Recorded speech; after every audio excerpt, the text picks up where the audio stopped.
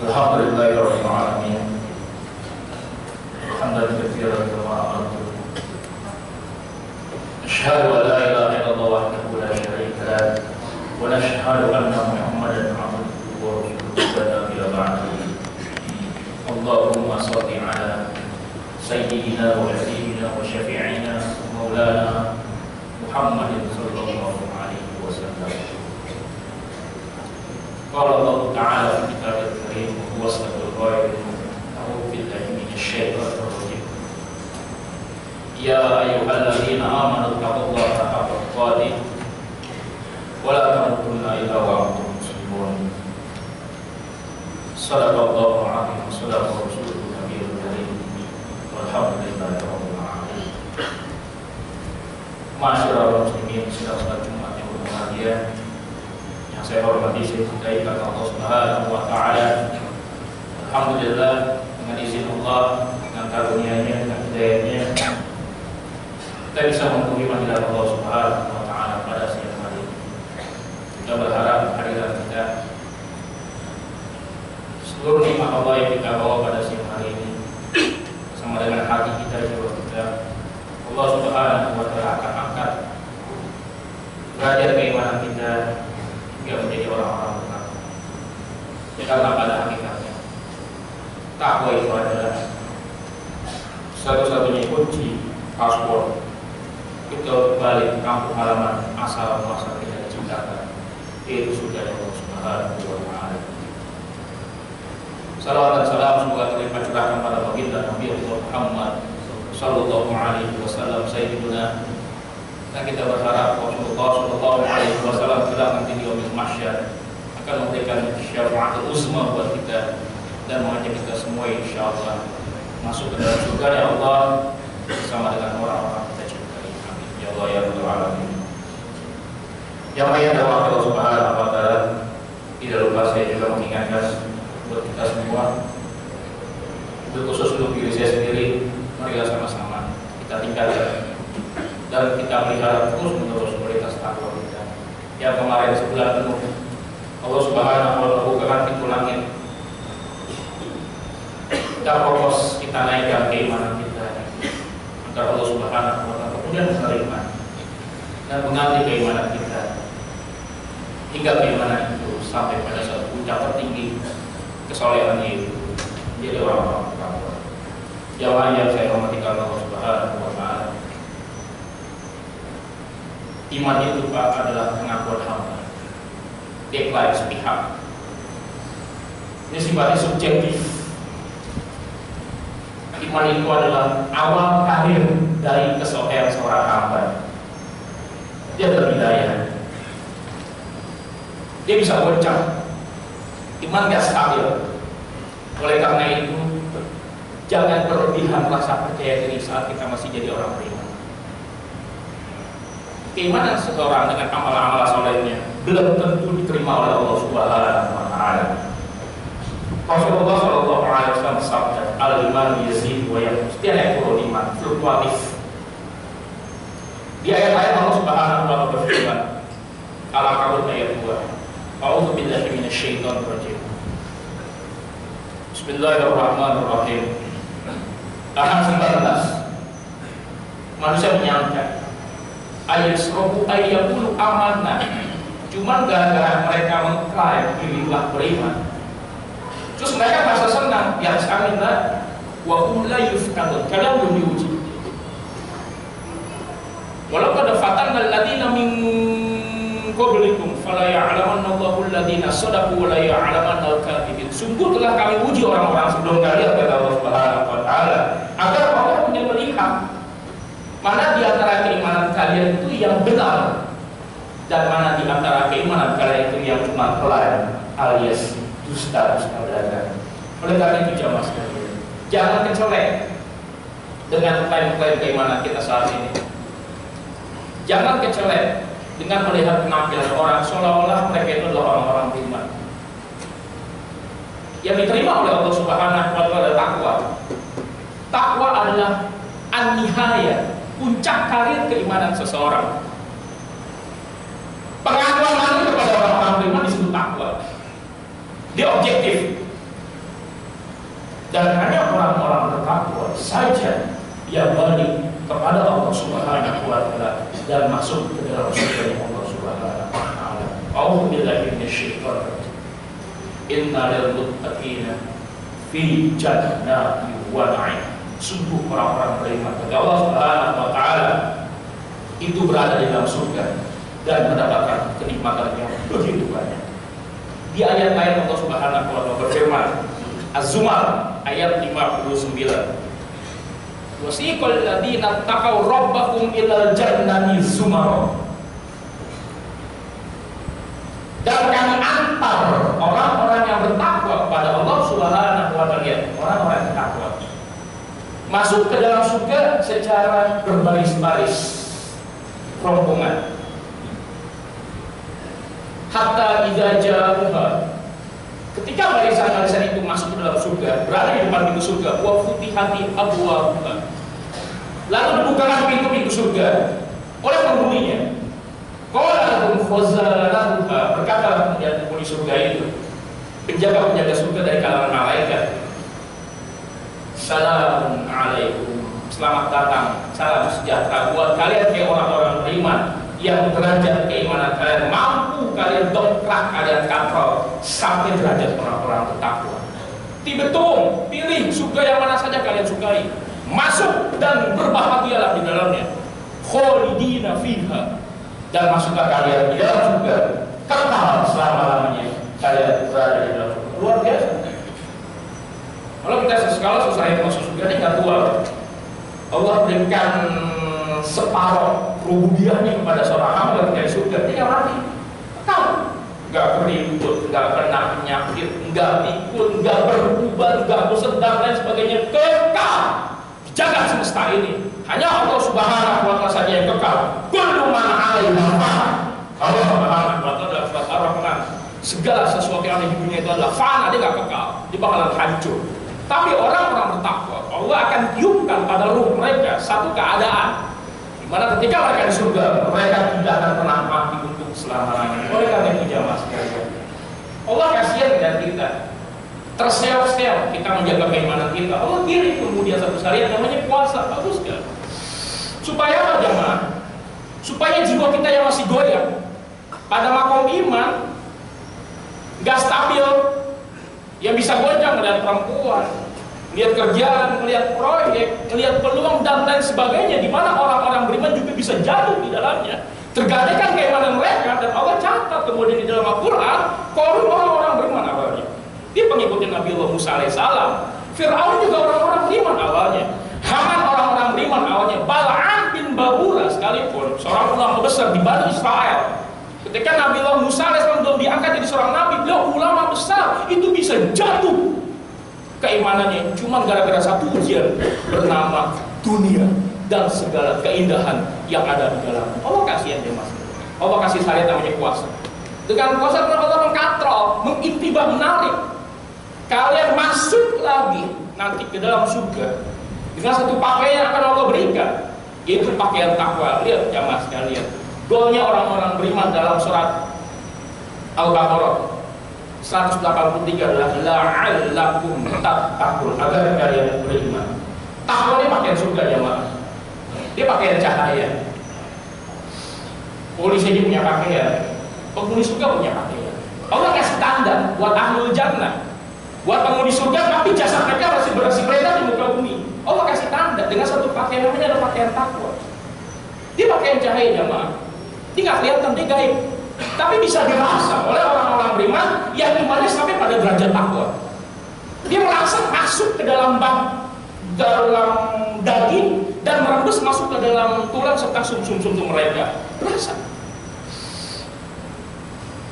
Nah, bagi orang-orang di luar itu bisa mengenali orang-orang yang kemudian mereka beriman dan Allah berikan pakaian takwa pada jiwa mereka. Jiwanya mesti dibalut ya mak, dengan itu pakaian cahaya biar gak lihat.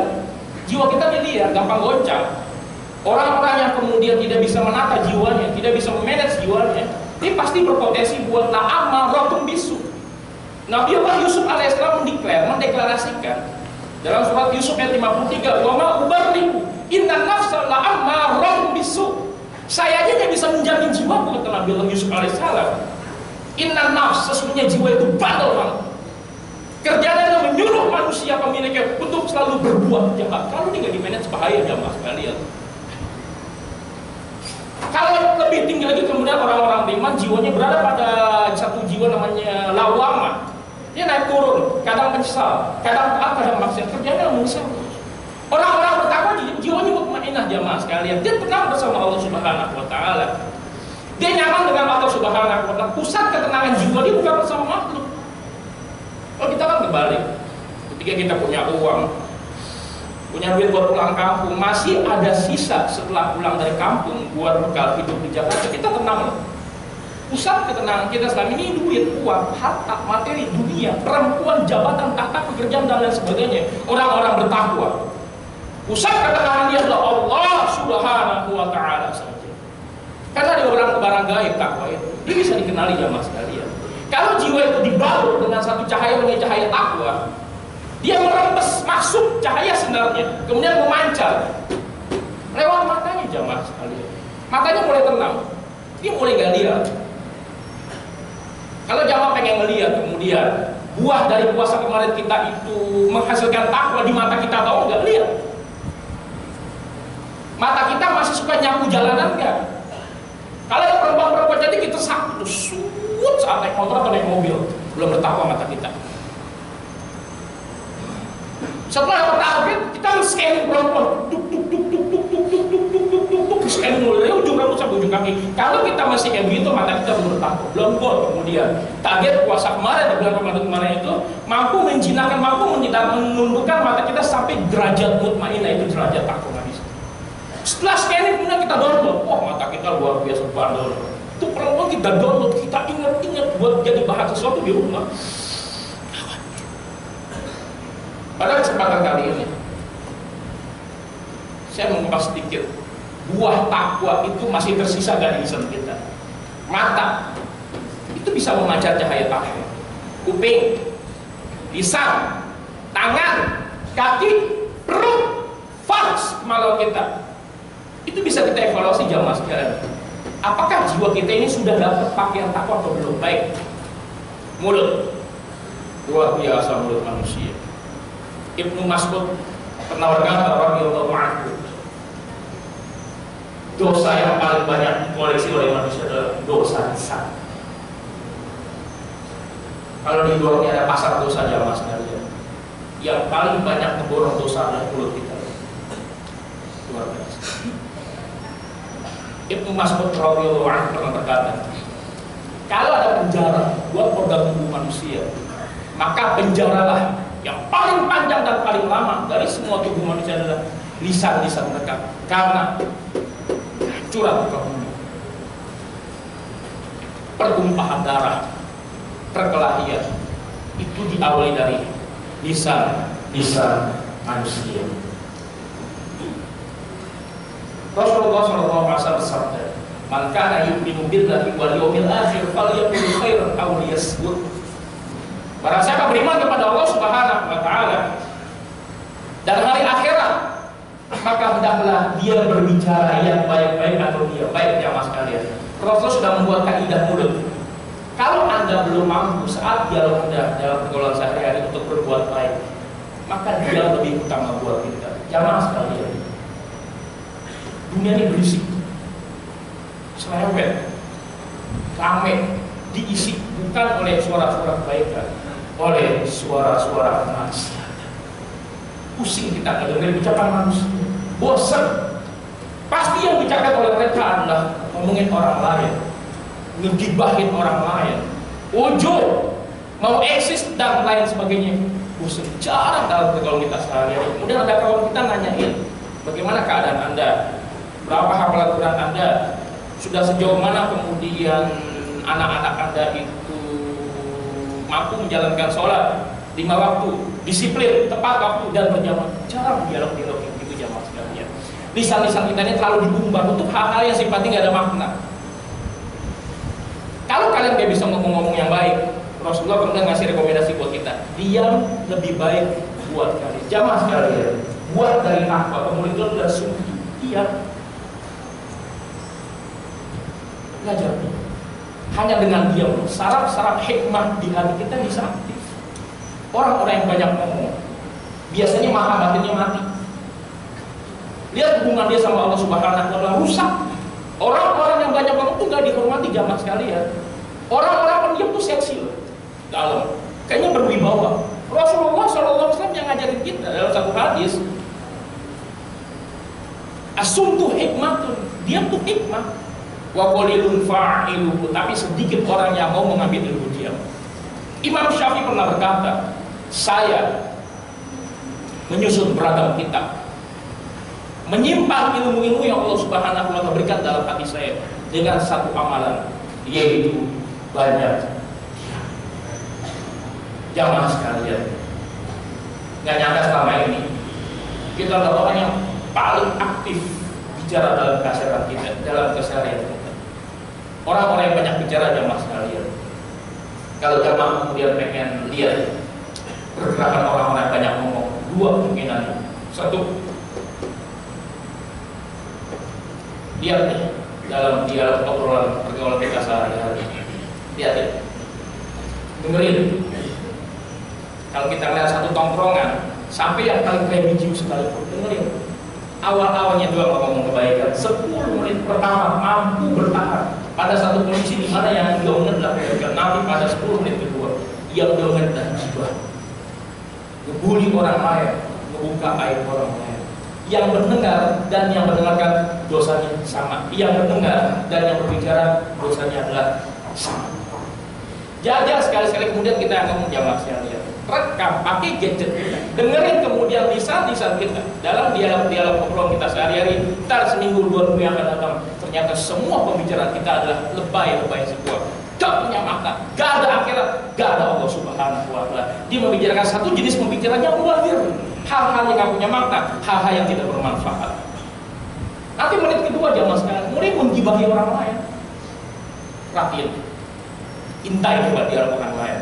Ketika seseorang itu mulai menggibahi orang lain, jatuhlah dia kemudian pada satu hukuman Allah Subhanahu wa Ta'ala yang sudah dilihat oleh Rasulullah SAW jamaah sekalian, ketika beliau diundang oleh Allah Subhanahu wa Ta'ala pergi ke Ars untuk mengambil satu perintah syariat bernama sholat.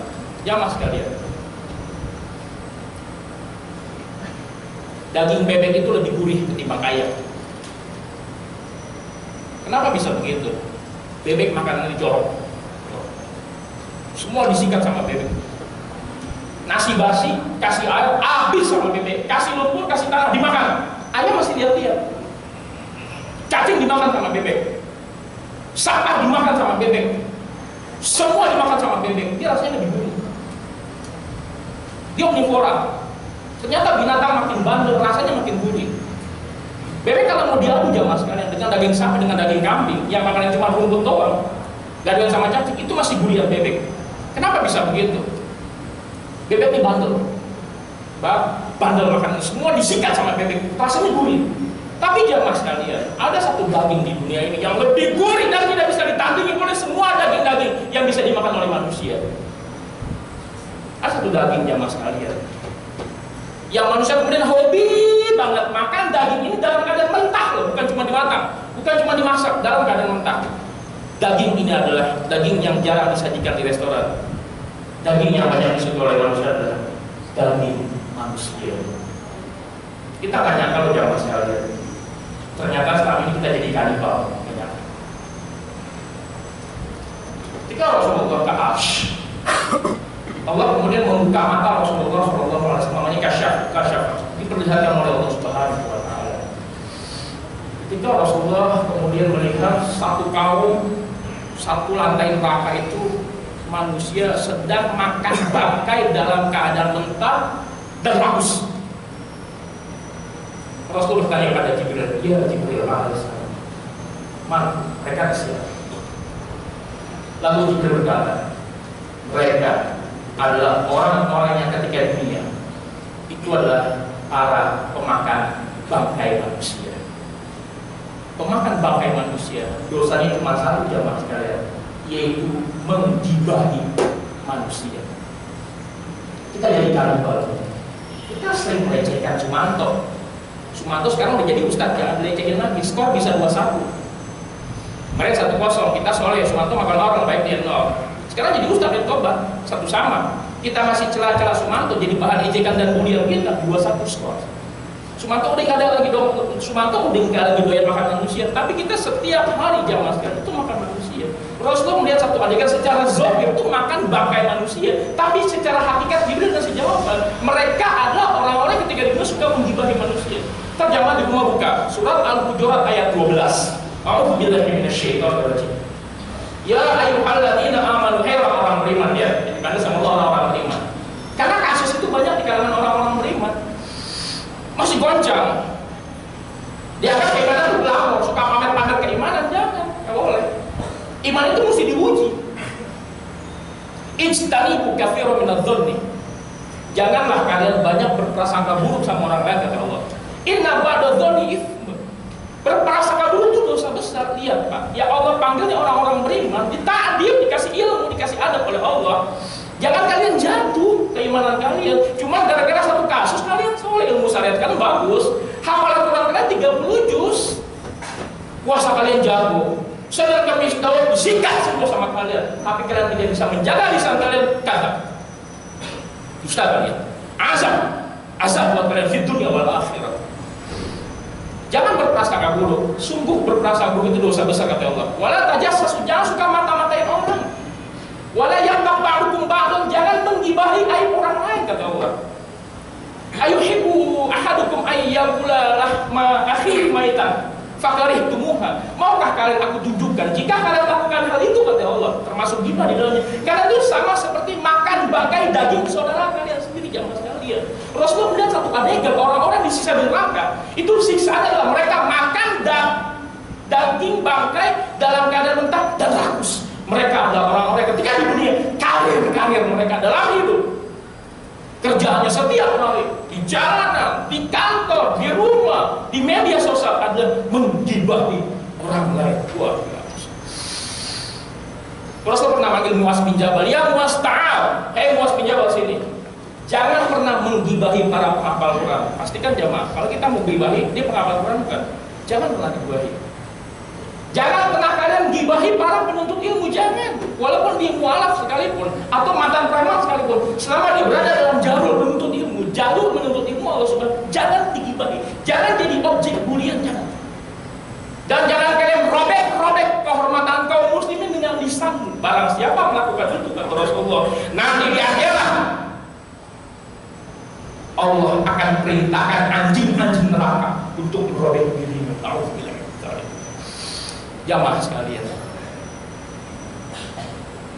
ambil satu ilmu puasa, perbanyaklah diam. Barang siapa banyak diam, najah, kata Rasulullah, dia aman. Sayyidina Umar mengomentari hadis Rasulullah dengan cara terbalik. Barang siapa banyak bicara, pasti banyak salah. Barang siapa banyak salahnya, pasti banyak dosanya. Barang siapa banyak dosanya, cari lapak kapling yang paling nyaman di dalam neraka buat kalian. Oleh karena itu jamaah sekalian, mulai saat ini pastikan setiap huruf yang keluar dari mulut kita adalah kebaikan. Tanda kematangan jiwa seseorang ketika mereka diterpa di dalam pemalu. Tanda ketakwaan seseorang itu meluncur lewat lisannya kalimat-kalimat yang baik. Setiap kalimat yang tidak bisa dikelola, dijaga dengan baik, dia terjangkit berbagai macam penyakit lisan yang efektif di jiwa. Jamaah sekalian, dosa lisan itu dia ngegebuk jiwa. Kalau jamaah nggak percaya, dia mengotori hati. Nanti seminggu yang akan datang, jamaah sekalian, di rumah baca Quran yang banyak selama seminggu. Nanti mulai hari Sabtu, Minggu, ketemu hari Jumat lagi. Baca Quran satu hari 1 juz, coba amalin. Tahajud jangan putus. Istighfar setiap hari. Puasa Senin Kamis jangan lupa. Baca tasbih, tahmid, tahlil, takbir. Nanti kemudian jamaah bisa ngerasain satu kondisi hati kita bening. Tandanya adalah kita sensitif, mudah menangis. Ilmu-ilmu kayaknya begitu mudah untuk kita serap dan kita download. Baik, seminggu kemudian jamaah sekalian, Setelah kondisi ruh kita udah mulai bagus, jiwa kita mulai tenang, hati kita mulai bening, duduk nongkrong sama teman-teman kita deh, ngobrol yang banyak. Ketika teman-teman jamaah kemudian boleh ngobrol banyak, pasti jamaah jatuh pada satu penyakit namanya adalah banyak ngomong. Banyak ngomong pasti banyak salahnya. Baik. Nanti kena penyakit yang kedua, namanya adalah ngomong yang gak bermanfaat. Ketiga, baru kemudian jamaah digiring pelan-pelan sama setan, mulai menggibahi orang lain, mulai ngebully orang lain, kemudian mulai kita ujuk mempertunjukkan siapa diri kita. Makin banyak kita melakukan itu, dosa-dosa itu kemudian jatuh. Itu bukan kemana-mana jamaah sekalian. Jatuh dosa yang dilakukan oleh 7 anggota tubuh manusia itu masuk ke dalam hati. Lihat deh, minggu ketiga jamaah ibadah lagi, halawatul iman hilang, kemanisan iman hilang, kelezatan munajat berdialog dengan Allah hilang.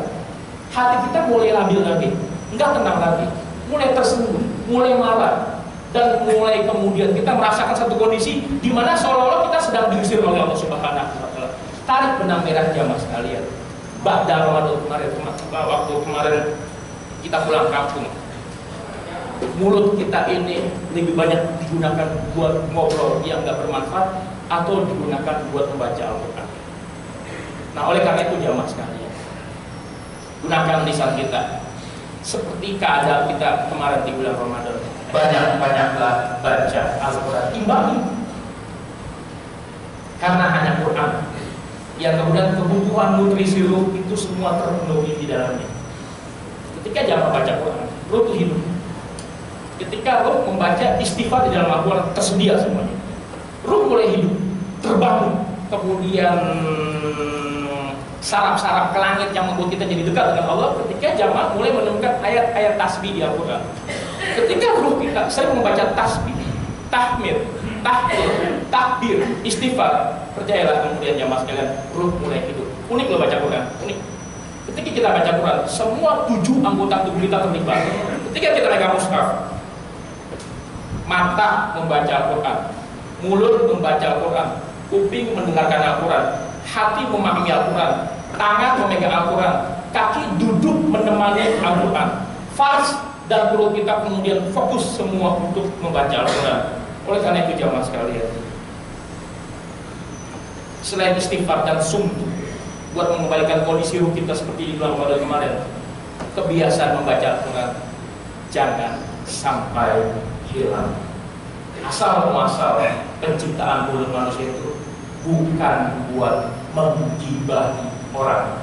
Asal muasal penciptaan manusia itu untuk berkata-kata yang baik. Allah Subhanahu wa Ta'ala berfirman dalam surat Al-Hujurat Al-Ahzab ayat 70-71, A'udzubillahi minasyaitonir rajim. Ya ayyuhalladzina amanu, hai orang-orang beriman, taqullaha, bertakwalah kepada Allah. Ya ayyuhalladzina amanu taqullaha. Ini yang Allah panggil orang-orang yang sukses dengan puasanya. Hai orang-orang yang bertakwa. Wa qulu qaulan sadidan, berkata-katalah yang baik. Makanya orang-orang yang kemudian belum sampai derajat takwa ini kayak bisa menyimak panggilan ayat ini, liar mulutnya, bawel, berisik.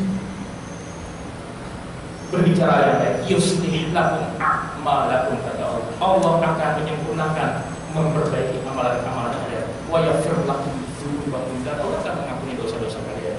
Wa may yuti'illah wa rasulahu, barang siapa taat kepada Allah dan Rasulnya saat Allah dan Rasulnya memerintahkan dia diam, faqad faza fawzan aziman, maka Allah Subhanahu wa Ta'ala akan memberikan kepada kalian satu keberuntungan yang sangat agung sekali. Oleh karena itu jemaah sekalian, jangan biarkan satu buah puasa yang bernama dia hilang dalam hidup kita. Kemudian kita jadi orang yang paling cerewet, paling liar setelah kita keluar dari bulan Ramadan.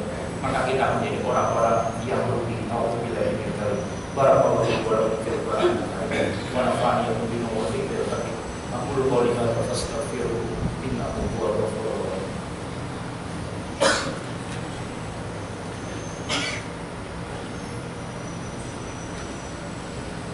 Alhamdulillahi rabbil alamin, hamdan katsiran kama amara.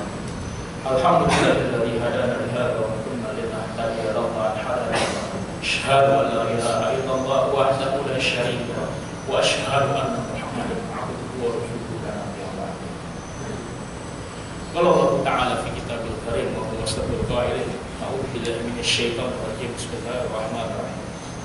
إن الله وملائكته يصلون على النبي يا أيها الذين آمنوا صلوا عليه وسلموا تسليما. اللهم صل على سيدنا محمد عبدك ونبيك ورسولك النبي الأمي وعلى آله وصحبه وسلموا تسليما عدد ما أحاط به علمه وخط به كلامه وأحصاه كتابه. وارض اللهم عن أبي بكر عن سادتنا أبي بكر وعمر وعثمان وعلي وعن الصحابة أجمعين وعن التابعين وتابعيهم بإحسان إلى يوم الدين برحمتك يا أرحم الراحمين. اللهم اغفر للمؤمنين والمؤمنات والمسلمين والمسلمات الأحياء منهم والأموات إنك أنت السميع القريب مجيب الدعوة يا قاضي الحاجات. اللهم ربنا آمنا بما أنزلت الرسول فاكتبنا مع الشاهدين. ربنا أفرغ علينا الصبر وثبت أقدامنا فانصرنا على قوم الكافرين. يا مقلب القلوب ثبت قلوبنا على دينك على طاعتك على محبتك يا الله على دعوتك في سبيلك. يا حي يا قيوم برحمتك نستغيث أصلح لي شأني كله فلا تكلني إلى نفسي طرفة عين. اللهم إني ظلمت نفسي ظلما كثيرا كبيرا ولا يغفر الذنوب إلا أنت فاغفر لنا يا الله مغفرة من عندك وارحمنا إنك أنت الغفور الرحيم.